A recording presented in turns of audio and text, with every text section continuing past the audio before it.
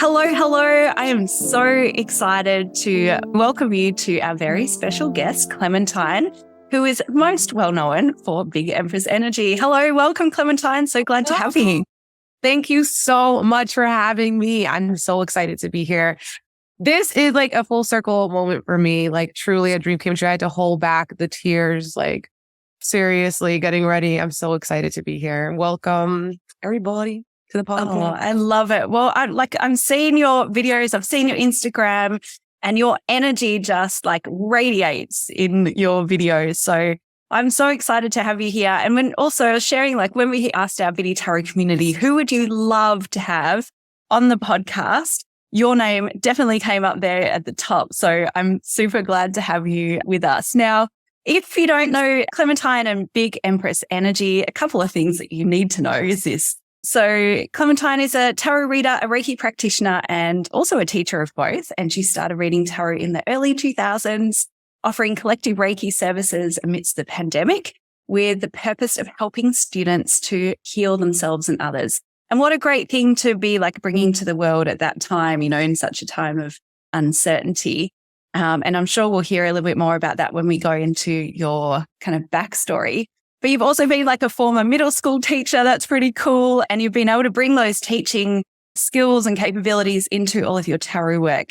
And yeah, the amazing content that you share online is so helpful. And you've created such a beautiful community around all of your amazingness. So tell me a little bit about like your journey with tarot. What's got you to where you are today? I just honestly just fell in love with the cards as soon as I picked them up. But I was a teenager when I started reading tarot. So my journey was kind of very long, and it just is a journey. Like the cards just like pull you. There's an energy to them. And I think that's kind of the basis of everything I do. Why I'm Big Empress Energy. It's like there is an energy and we can feel it. You know, we might not be able to see it with our two eyes, but we can just pick up on it. And I just knew that these cards were talking to me. And so I just really always relied on tarot, especially in times of like struggle and like confusion and trying to find clarity. So, you know, with a lot of that happening in like your early 20s and teens, like I just really was gravitating towards them for just trying to kind of crack open other people's minds and try to see what's going on. That's something I've always been interested in. I always want to like read minds. So now I read minds. It's so many similarities like with my story too, because I always thought like, oh, wouldn't it be a cool trick to be able to read people's minds? Or I used to do the, psychic development, like candle gazing. I did like the little ESP cards as well, trying to improve my psychic abilities. And around that time, like, kind of the torment of your teens and early 20s, like you need that spiritual guidance, and tarot definitely provides that. What kind of started to lead you into this space now of doing tarot readings and creating online content and also teaching it? I think it was just like my passion for the tarot cards. And then I was getting really into oracle cards. And I started sharing my tarot readings with the world when I was attending my master's program in education. And so I was kind of like in my teaching bag. Like I was really like liking to inform, and I'm teaching Spanish as a second language, or not Spanish, English as a second language. So most of my students were Spanish. So I was learning a lot too about just like writing. And that's kind of been my background when I was in like undergrad. So I kind of took the like love of like writing and teaching. And then I wanted to just share my readings with the world, like just do collective pulls and writing. And so originally I was just sharing like a picture of a card and like a caption, that was like at the essence and the energy of what the day was going to be like. And eventually like I started recording myself, and that's kind of when my message kind of hit like a larger audience. So how many followers do you have now on Instagram and say YouTube? Those are your main platforms. Yeah, that, and also Twitter. I'm really also loving Twitter. So Twitter is one of my biggest, I think my second biggest to Instagram. So on Instagram, I have 116,000 beautiful beloveds that have been with me for a very long time. I started my Instagram in 2018.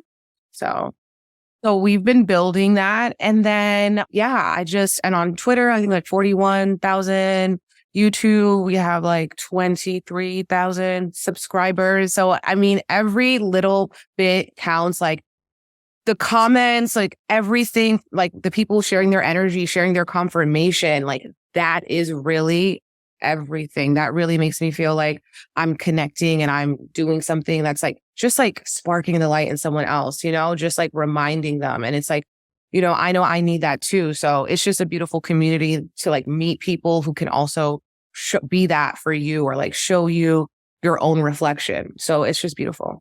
Yeah. And congratulations. Like, what an amazing platform that you've built and that community. I just think it's just great. And I think it's true. Like, it's a testament to the energy that you bring to all of your videos. Like, it's, as I said earlier, it's just radiant. It's so beautiful.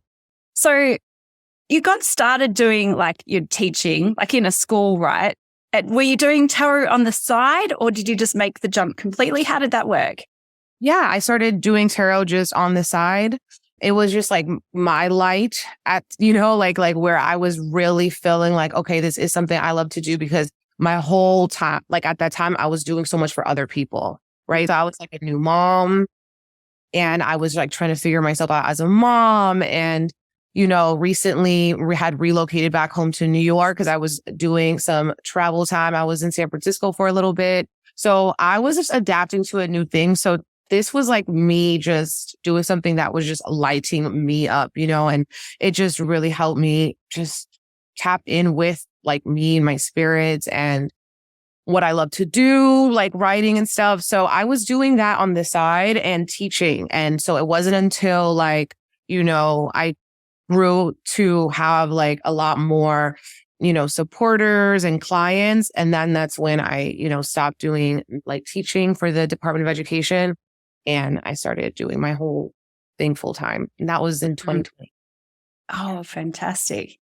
Yeah. And did you like, because I remember when I left my corporate role, I had that little bit of panic going, oh my goodness, I've studied so long for this. I've worked really hard. And now I'm going to go and be a tarot reader. Like, this is insane. Did you have any of that kind of self-doubt come up? Absolutely. But it was just like, I just knew I needed to. But it's like with any big leap, you're going to be like, just everything, especially like, like corporate is just like working for the government in a sense, like being a teacher is just like, you feel like there's this like sense of security and there's this time that, put in and all the papers you had to write and all the, things you had to do. But it's like everything that we learned before has also prepared us to be like the tarot reader. And like, there's a tarot reader, there's a reader astrologer for everyone. So I just think it's so important to follow the call when you feel it. And that's just what I did. And it was nerve wracking, but it's like, I still felt that comfort that, I know I'm doing the right thing because when you honor yourself, you do the right thing for yourself. You're also allowing other people that space, allowing another teacher to, teach, allowing, my clients to have more energy from me. So it was just really good. Yeah. And I find too that it can all just come full circle. So for you, like having the teaching background is coming full circle now as you teach tarot. For me, it was very much like I have a master's degree in human resource management. I thought, oh gosh, what am I doing leaving that behind? But now I have a team of like 15 people and it's coming back into play. So it's so interesting, this kind of spiral evolution that happens, I think, for many people who step into this healing space. And I know folks like, oh, do I, don't I? But it all like sounds cliche, but it always works out in the end. And it actually kind of boosts, almost prepares you to be able to step into this work in an even more powerful way. And I think you're a great example with that for sure. How would you describe like your approach to reading tarot? Because it's something I talk about a lot is that we all have different styles. And I think that's fantastic. I'm curious to hear, well, how would you describe your style? Okay. So yeah, everyone does have a different style and I'm very much into making things my own style, my own way. So with my approach to tarot, I feel like I always have the same card spread. I very much like do things the same way every single time. And it's like this card spread that I like just developed that just made sense for me in my own day-to-day tarot reflections for myself. So I always like to do that. And I'm very much like, like let the cards talk to you. We can have so many definitions for cards, but like sometimes it's the same card, but they're trying to give you a different message.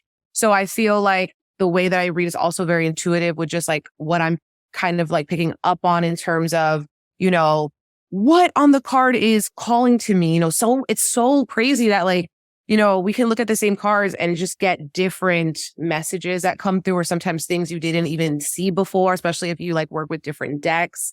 So I also like to do that too. Like in readings, I love to like use a couple of this like tarot decks, but just from different artists and different creators, because I feel like that really adds a lot of like layers to it and a lot of, symbolism. So I love to do that. I love to also look into like what's holding you back and like the shadow realm. Like you always need to see like where is your, resistance, like where you're, making things harder for yourself, and where you are being invited to go. So that's basically really something I can say about my personal tarot style. But at the same time, I also feel like for me, when I'm giving myself a tarot reading, I'm very much like, I talk, all the time. So I like to give myself a tarot reading, like by actually recording myself, and then listening back to it. So that's my own thing for myself. Like I did start off like to journaling and stuff, but I also feel like just if you have a notes app, your voice memo app, and like giving yourself reading on there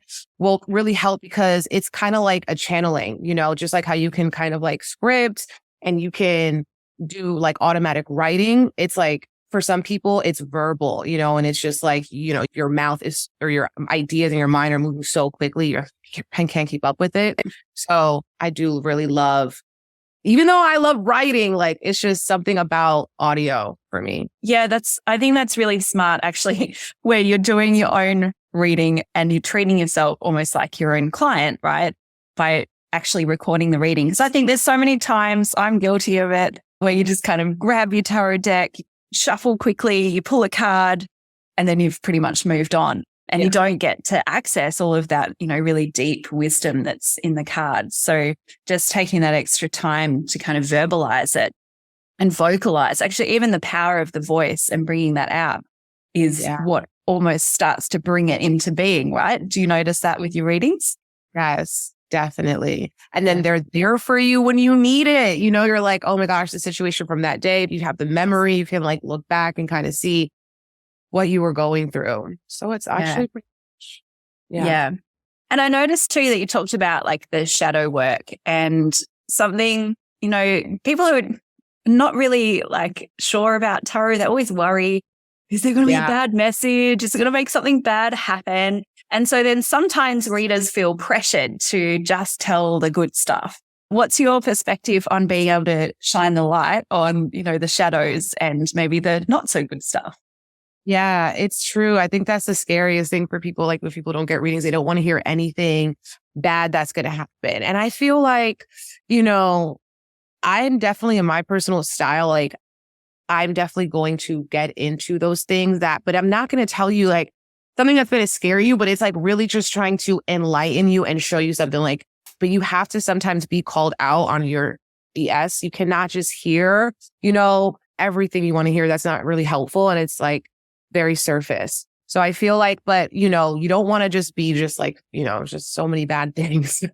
I feel like I just balance it kind of like in the middle, like a nice sandwich, like something good, something current, focusing on the positive. Everything has a positive. Like I don't see things, things say like, there's no good and bad at card.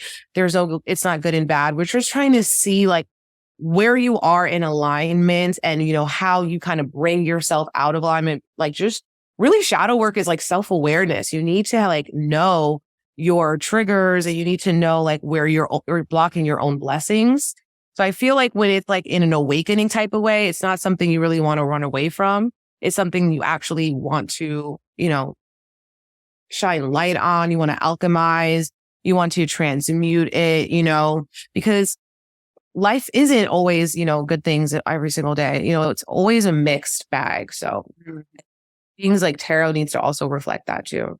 Yeah, absolutely. I think that's great. And how do you approach like predicting the future? Where do you kind of sit with that? So I feel like when, we use tarot, a lot of it is like psychological. It's a lot of like, what's going on maybe as well.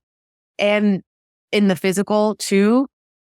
When I'm thinking about predicting the future, I feel like we need to kind of pick up on like the psychic senses sometimes that you get from the card. And the way I would do that is you have to have like a stillness within you kind of in the reading, not being afraid to like pause and then kind of see like what messages are trying to come through at this point and running with it. A lot of times it could be coming through very subtly or, it could come through subtly or in like ways that might seem weird to you, but make sense to your client or just make sense to the listener if it's like a collective reading. So sometimes things just won't make sense, but you should say them anyway because it might make sense to somebody. And that's another way I feel like we can kind of channel. And that's how things become like from more general to more specific when you actually can trust yourself enough to say like what is just coming to you in that moment, and I do feel like we can look into the future and with tarot and with oracle cards, but a lot of it comes in with trust. I feel like you have to do it from like your intuitive or like more spirit and not really a mental side because like you can want to see something in the cards that's just not there because you're putting your ego into it. And it's like the cards really don't lie. So you want to kind of sit with the cards and put your projections on the cards. Like I said, each card, even though it's the same the same card, each time you can get something different from it. That's why I do feel like it can help us predict the future. Beautiful. I don't think that, but I've seen it in my own life. Yeah, interesting. Actually, I heard Alana Fairchild, who makes beautiful oracle decks, and she was saying with intuition, there's this kind of fine balance between what you're projecting versus what you're receiving. And so when we're in projecting mode, that we've lost connection with the intuition, but it's when we're in receiving mode. And that just dropped in beautifully. And when he said projections, I was like, yes, connects. That is beautiful. And yeah, I have so many of her decks. She's amazing. Yeah. Yeah. And so what do you do to continue to like nurture and develop your own intuition and that connection within? Yeah, it's you have to practice it every day.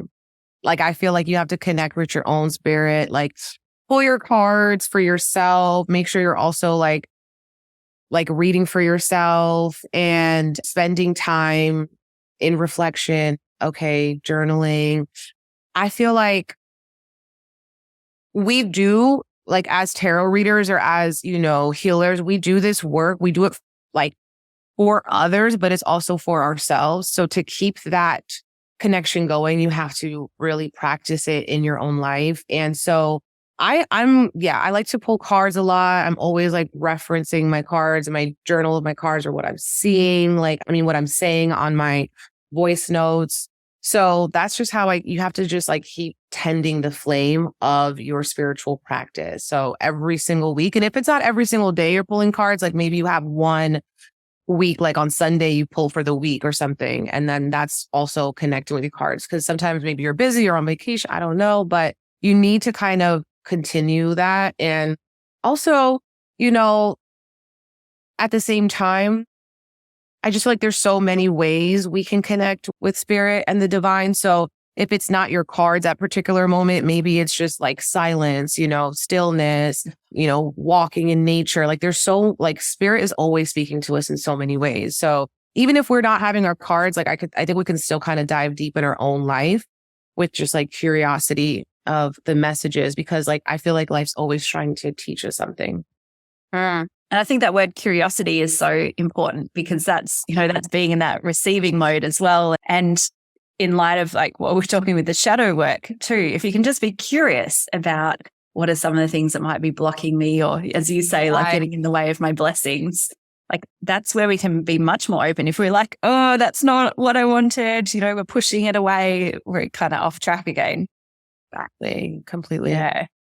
So you do quite a lot of work too around astrology and Reiki. Do you bring tarot, astrology, and Reiki all together? How do they kind of interplay with each other? I kind of do bring them all together. Because I just thought about it when you asked me, because if you like, every month I'm doing these like monthly Reiki sessions, but I always do them on the newer full moon. So they were working with astrology, the elements, whatever sign it's in, that's going to give me the theme for the Reiki. And then in my Reikis, I do this like live beforehand and I'll do tarot readings. Okay. So that's how I incorporate the tarot. And then I'll do the Reiki session after, where I'm sending the distance Reiki to all the chakras. But I do kind of combine them all. But, I also like separate them. Like I will do certain astrology videos on YouTube or astrology readings. I just started as well, diving more into putting myself, like tarot is something I'm really comfortable with. So I've been doing it for a little bit, so I feel really comfortable with that. So I always am doing like tarot readings, card readings every single day online. And then Reiki's bi-monthly or monthly, just cleansing out the spiritual energy. Yeah. Beautiful. Actually, my business brain is just switching back on again. And I want to ask you, like, because you create so much content like online for free for your communities, what do you think is kind of that balance between creating the free content versus having some premium products? Because also, just to give a bit of context, I know many like people who are kind of new to tarot business, they know that they want to have an impact with an audience. This is always that challenging thing, is like, how much time do I invest in giving away all the free content and creating it versus how much time do I invest in like paid content? So what are your thoughts around there? Okay. I feel like with, content creators that are offering services, we need to build trust with our community. And you do that by, maybe something that they constantly are looking to you for, right? So people might be looking to me for that card of the day message. Okay. It could be different for everyone. Something that you offer that, the way that you do it is your particular way, or, this is something that it has to also be something that fulfills you. Like I always say, like tarot is like my thing. So I love to do it every day. So when I'm offering it, it doesn't feel like it like wakes me up. It lights me up. And then I feel better about my day when I do it. At the same time, on like that business end, I'm building trust with my clients and my community because I'm there like, very consistently. And I think that's important. And, I think you should kind of balance it out. Maybe like I'll spend 3 or so hours, maybe a week kind of. And then my other time is going to be focused on, my clients. And I also feel like when you're putting out things like YouTube videos or, whatever platform you're on, that content that you're creating is also going to be attracting people to book that one-on-one session with you.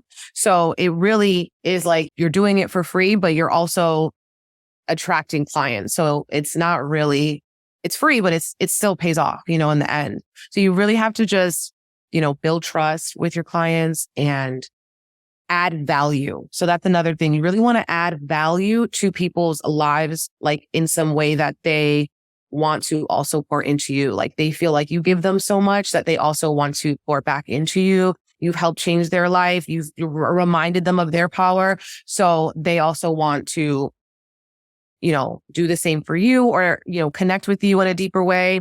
So I think that's really important too. You have something like valuable, like it's very much giving Six of Pentacles, Yeah, I love it. Absolutely. Because there's so much content out there and so much noise. And so if you can create content that's valuable instead of noisy, yeah, that definitely has that positive impact. Was there a period of time or like where when you were just getting started, you're not necessarily getting the paying clients, but you still show up daily? Like, tell me a bit about those early days and how do you keep motivated through that and inspired? Yeah. I mean, I feel like it was definitely a time. And I always feel like we have to, kind of just show up, like surrendering your expectations a little bit. I feel like because I was really busy when I first started doing my tarot page, Big Empress Energy, that it was just like really great to just have like 1 or 2 clients, because that's literally what helped fit into my schedule. Like, I think sometimes when you have so many clients, it can really drain you. You have to balance that energy a lot, especially with like one-on-one tarot readings. But I think that, in the business side of that, if you're not feeling very busy, like this is a creative period for you to kind of sit and be like, okay, what else am I interested in? Or how can I take what I'm interested in to like this next level? So it gives you a little bit more time to create or expand your business and try to attract clients in different ways. You could try to do digital products, meditations, so many things, physical products. Like when I open as well, my beloved Botanica, different ways that people can connect with you. So you're like, maybe they don't want a tarot reading on that day. Maybe they want an oil. Maybe they want something like a meditation or like maybe a 1-card pull you're offering. I think it's great to also, give donated spots or giveaways, because that's another way that people who can't add value monetarily in that moment, if you can help them, you don't know how that's going to pay off for you in the long run. Like they could put someone else onto you, or also when they also become successful, they're going to pour back into you. Like I see that all the time. So donation, like giving back, is also going to really help. Yeah, it's great. I really like your reframes of, being able to just use that time for creativity and joyful activities rather than seeing it as like kind of the lack state. Oh, I haven't got my clients, so I haven't got, Yeah. So that's awesome. How long did it take for you between kind of leaving your teaching role to feeling like, yeah, I'm in a good momentum now, like business and financially? Yes. Another thing I want to say though, because often I find is that when you are having like a slow period in your business, like it's literally divinely orchestrated, because you were not supposed to have that many clients. So you kind of have to just reframe that and be like, Spirit's creating space for something else in my life at this point. Spirit's creating space for me to maybe rest, be by myself, to like have that creative time. So also look at that like slowness as like space that you're getting. And so I think that would be really helpful. But for me, when I moved on from teaching, I think it was like 2 years. 2 years, I felt like I was, very steady in my practice, that I could, attract enough clients and like sustain myself and sustain my son. And it's been really helpful to just kind of also like when I resigned from teaching, I was able to expand my business again because I had more time. If you're doing so many things, you can't put as much like energy into it. So I would definitely, I would say as long as you can secure yourself at that point, you can move on, like trust it, because when you let go of something that's holding you back, more blessings are going to come to you. So it's like a period of trust is necessary, but you have to take that leap of faith for sure. And I think like I really want to emphasize that you said 2 years, right? And because the thing is that people go, oh, I've been doing this for 2 months and I haven't got a result, right? And then they give up.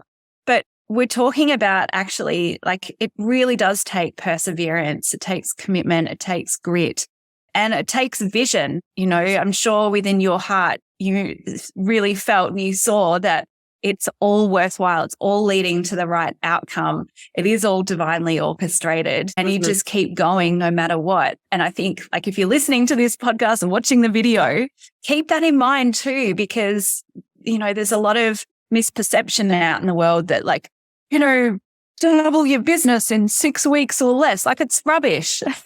It's not true. Absolutely. It's divinely timed.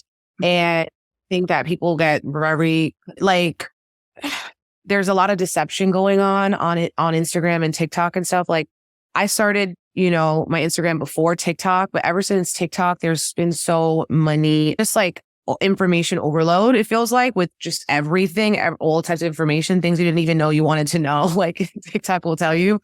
So I personally, I just like remind myself that everyone's journey is different, and like some people, it could take them, 2 months. It could take them 2 years. It could take you 12 years, but it's like, you have to trust that divine time and like everything that you are learning through the process is going to help you when you get to that level. Yeah. 2 years. Yeah.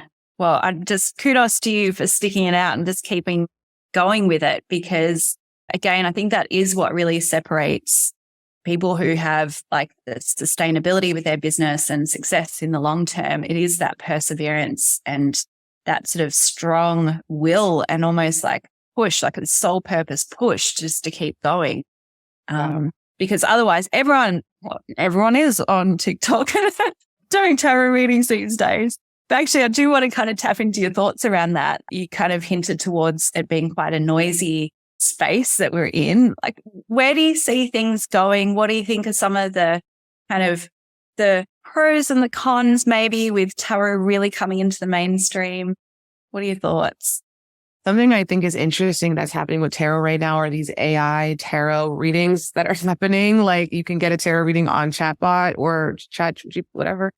So I think that it's great. I think that the more people that are tapped into tarot, I think it's better for everyone. It brings more abundance. It brings more clients and people.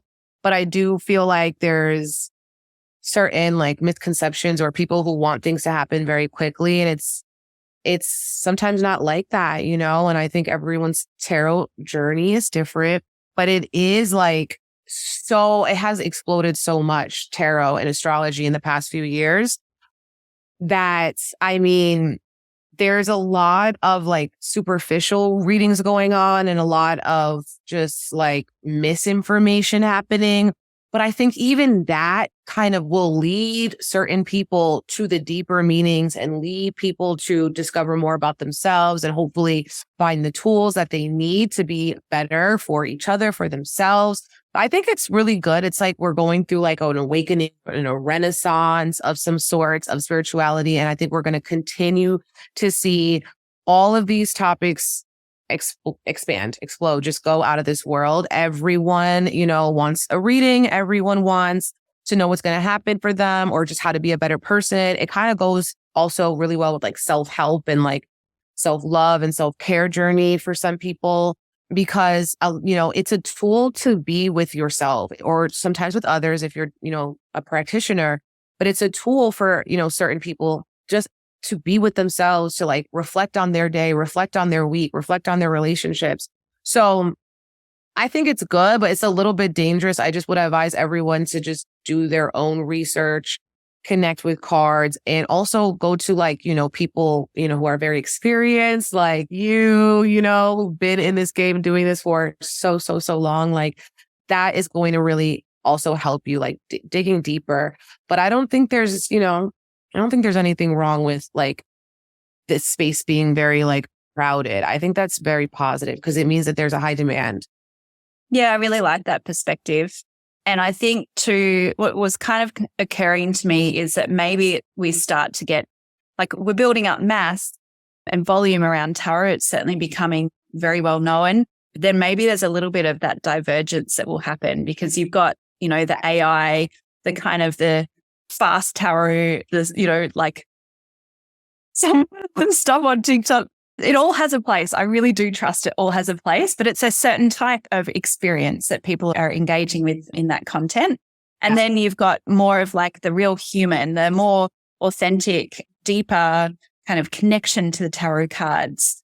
And I think we'll probably start to see people gravitate towards one or the other. And they both have their place. Just like when you can do those kind of the free readings online. And like, again, it's just a divergence of where do you really want to spend your energy and what do you really want to receive in your energy? Yes, absolutely. And I feel like with AI too, sometimes it's not always accurate. I asked AI for an astrology reading and they got my chart completely wrong. So I'm like, that's kind of weird. So I feel like they could do the same thing with tarot, or it's just very basic. It doesn't really go deep. It doesn't tell you any like specific things, maybe they'll start predicting your future actually, but other than that, I don't know. I don't really go on TikTok. Like I have a TikTok, but I don't log in because I just feel like this space is very overwhelming for me. Yeah, I agree. We started our TikTok account only just a couple of months ago. And everyone on the team is like, oh, I can't log in. I don't even want to like set up the profile. Because every time we've heard turn it on, we're like, oh, we're not like all in our sort of early 20s. We're kind of older, and I think we're more used to the Instagram, just like you've got, your Facebook lovers as well. Like, yeah. Right. Yeah. Yeah. TikTok is just a whole different world. You can feel it as soon as you click on the app. But again, it does have its place, and there are tarot TikTokers with, like millions of followers. I think it's so interesting. And I am so curious to see kind of how that will manifest over time. What are you working on? What's like, if we were to kind of fast forward 12 months into the future, what would you tell me that you've just created and brought to life? Ooh, I love that. I love that so much. Okay. Fast forwarding into the future, I think that I'll probably be teaching an astrology course. Okay. Maybe like a live one, because I have like a pre-recorded one, but I feel like a live one would kind of help like students in real time. And, we could go over charts together. That would be really fun. Also, I hope that I will have a tarot deck out. Okay. I've been working on it for a long time, but I really feel like this is going to be my year to put it into the world. So I'm going to manifest that.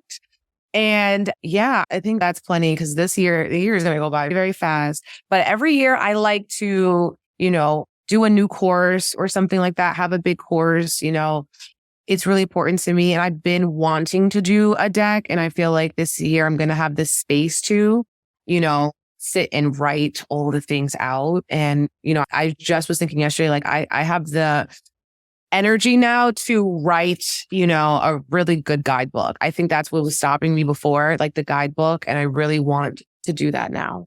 You have to wait for like the energy to call, especially me. I have to just honor my energy.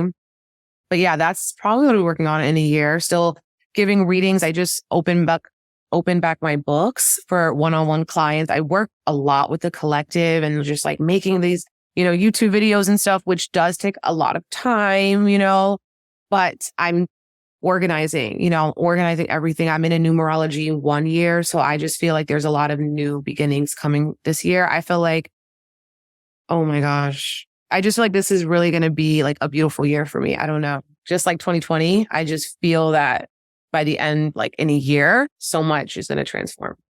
Yeah. Beautiful. Yeah.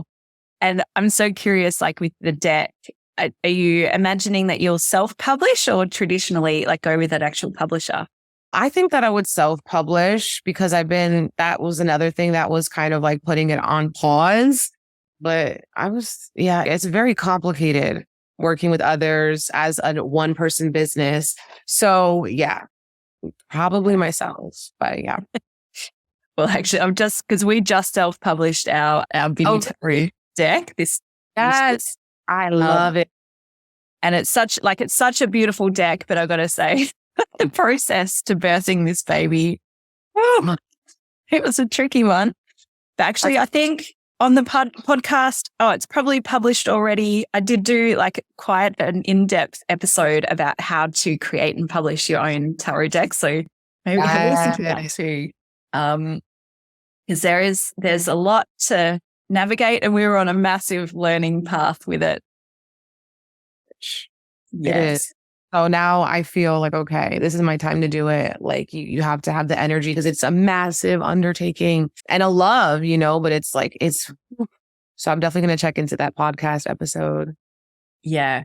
Yeah. And actually, I almost think like traditionally publishing is the other deck that we have, Everyday Tarot.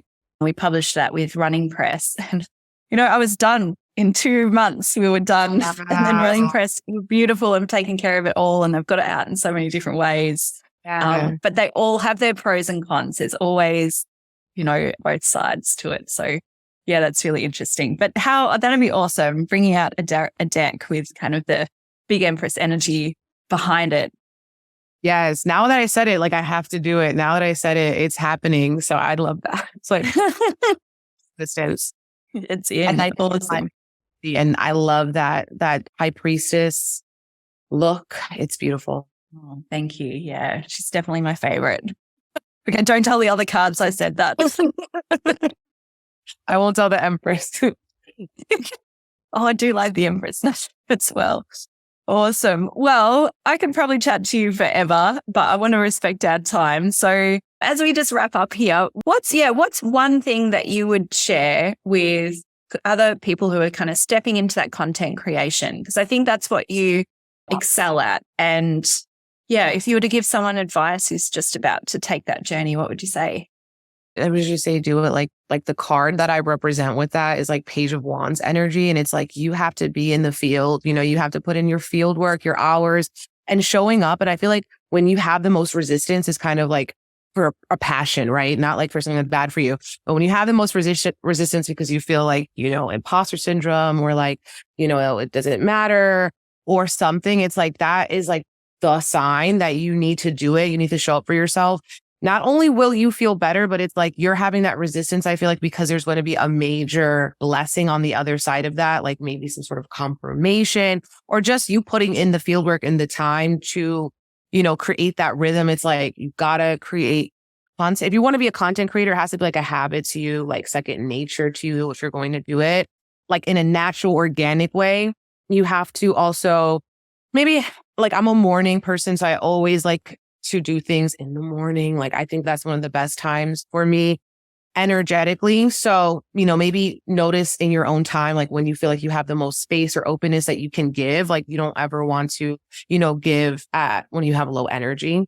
So yeah, definitely show up like you owe it to yourself and you owe it to your divine path, your spirit guides, your higher self. And like, that's what we came here to do is just really express ourselves. We all come here with a mission. And it's like, you're going to do it or you're going to look back and regret that you didn't do it. So I would just do it. You never know what you can win, what can happen for you, what doors will open, who you will connect with. And I think that's the most important thing for us as practitioners is that we are connecting, with other people because that's going to also give us that connection. And that's what we are literally here for. Even in times of, isolation, we're always connected. We always are connected with our spirit guides or ourselves, our higher self. And so seeking also that connection and reflection in others is so important. And so I would also say it's really not about you sometimes, even though I'm saying you're doing it for yourself. It's also not about you because it's about a bigger purpose. And it's also about who you can help and who you can, and, how many lives you can change. That's how blessed you're going to be. Oh, what a beautiful way to end it. And I think, you're a perfect role model and inspiration for really being able to express your energy with your community. I think it's amazing. Where can people find out more about you and all the awesomeness that you create? Thank you so much for inviting me on this podcast. I have to tell you that I just love you so much. Like your website is such an epic, like I want to say it's like one of the top, I feel like places that, if you're developing tarot, you're going to go on your website. Your website is such a beautiful resource, everything that you share. So I'm just really grateful that you guys invited me on this podcast. And for me, I'm also sharing my tarot and all my astrology, all my things. It's on my website, Big Empress Energy, LLC.com. And on Instagram, I'm everywhere, Big Empress Energy. But on Twitter, the first E in energy is off because it was just too long. But other than that, Big Empress Energy. And I have my beloved academy. It's always open. You can get on it on OnlyFans or Kajabi.